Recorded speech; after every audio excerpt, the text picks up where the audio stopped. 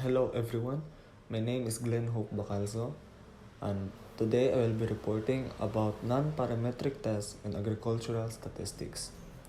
Non-parametric tests are also called distribution-free tests because they do not assume that your data follows a specific distribution.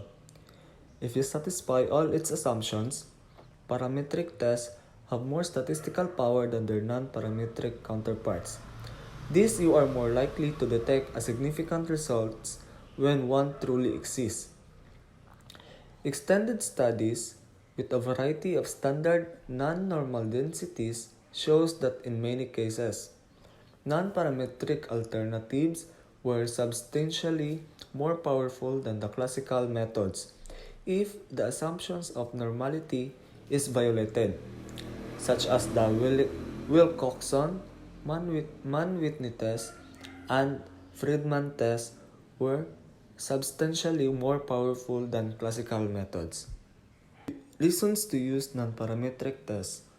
Non-parametric are used if your area of study is better represented by the median. Another reason to use non-parametric tests is when you have a very small sample size.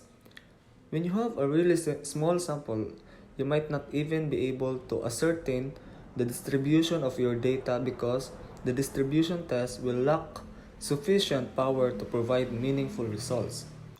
Lastly, you use non-parametric tests when you have ordinal data or outliers that you cannot remove. Choosing the right statistical treatment.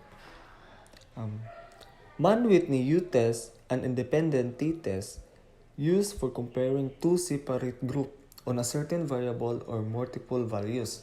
Say for example, you are comparing the two crops on a certain variable. Example, nagtanom ka og tomatoes and eggplants in the same compose but your distribution for both groups kay lahi og variance, dili ka maka-assume og normality ay na nato gamiton si Mann-Whitney U-test.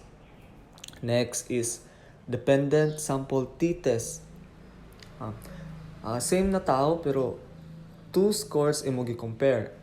Example of this is post-test and pre-test.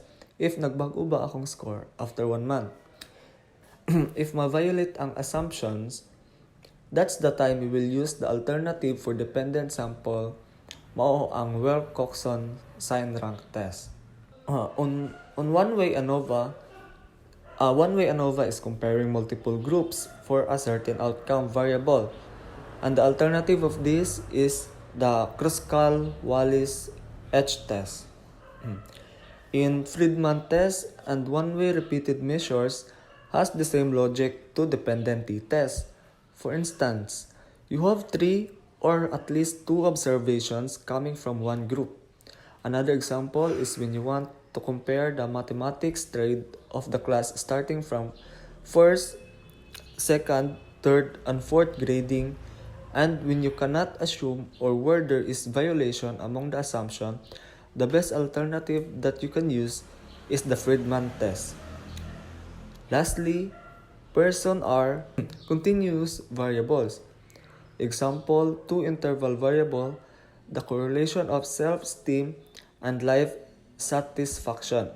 But if our data is ordinal, we cannot use the person R.